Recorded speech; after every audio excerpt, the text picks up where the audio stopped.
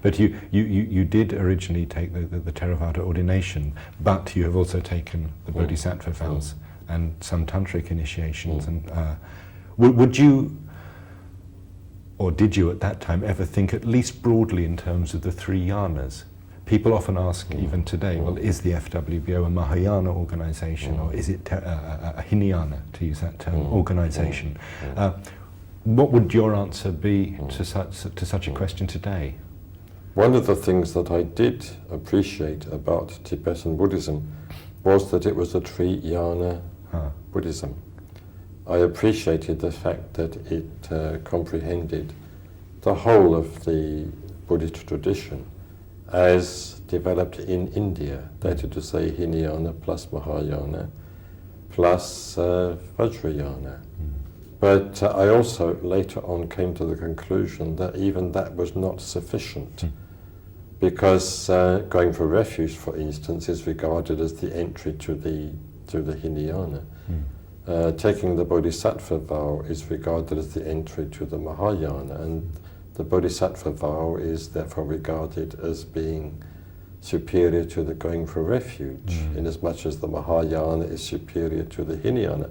So I could not accept that point of view, because I had a more historical understanding of the development of Buddhism, and I saw that the going for refuge was absolutely fundamental and could not be superseded by something like the taking of the Bodhisattva vow. And this is why subsequently I came to regard the Bodhisattva vow and the bodhicitta, the will to enlightenment, as representing the altruistic dimension of the going for refuge itself. So I think my present attitude would be that yes, I accept all three yanas, but I do not accept them as successive stages of a spiritual path, as is the case in Tibet. I don't think one can do that. I don't think on historical grounds one can regard the Mahayana as being a more advanced teaching of the historical Buddha, and the Vajrayana as being a still more advanced teaching of the same historical Buddha. I think all these teachings and developments have to be regarded as explications of the basic and fundamental and central going for refuge. So would it be fair, though, to say that along with, well, as an aspect of that realization that you wanted to create a movement based around Buddhists and run by Buddhists, that it would also incorporate in some way a synthetic approach to the Dharma, that it would embody the three yanas, but in perhaps a way that hadn't been unfolded before? It would, in principle, embody the three yanas. Yes. In the sense that it would draw inspiration, it would derive inspiration from teachings and texts and teachers belonging to all of those yanas.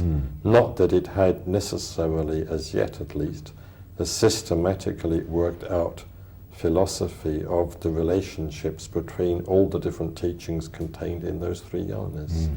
That would perhaps be a task for the future. Yes. Though to what extent would you say that your book, A Survey of Buddhism, could be read as a manifesto for what you went on to create in the Friends of the Western Buddhist Order? Because to some extent, to a large extent, you expound these principles in that book.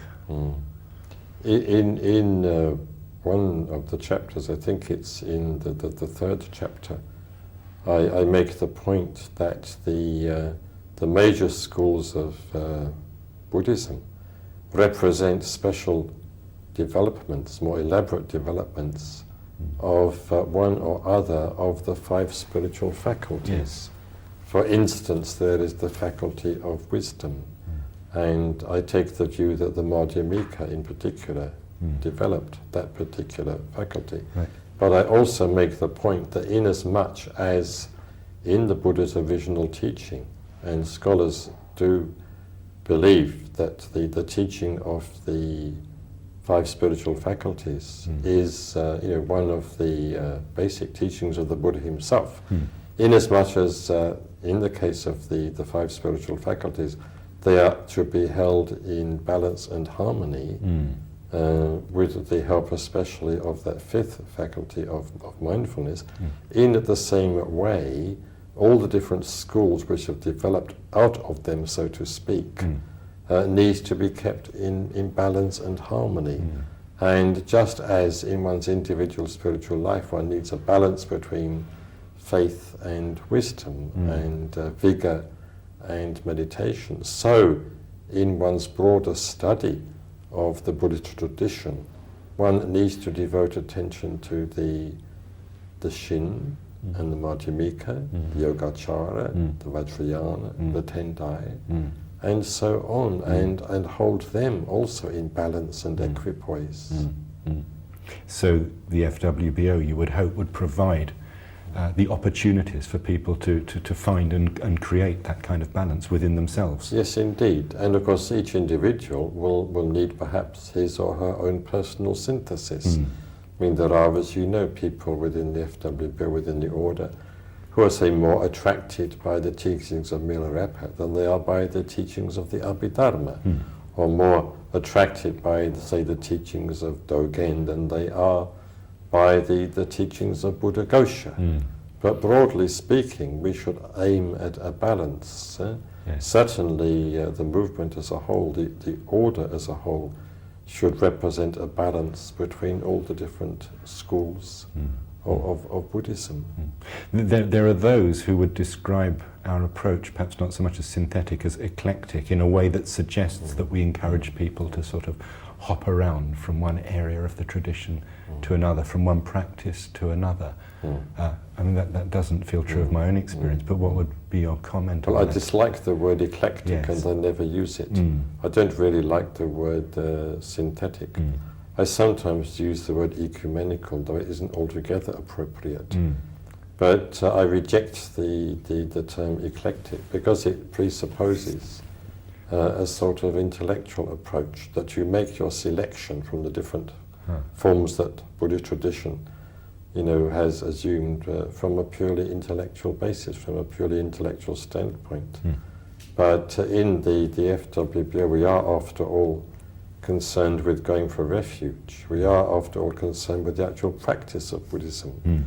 So we make our, as it were, selection from the Buddhist tradition in each individual case on the basis of what it is that actually helps us in our spiritual life, what we find inspiring, what we do actually find assists us in our understanding and practice of the Dharma.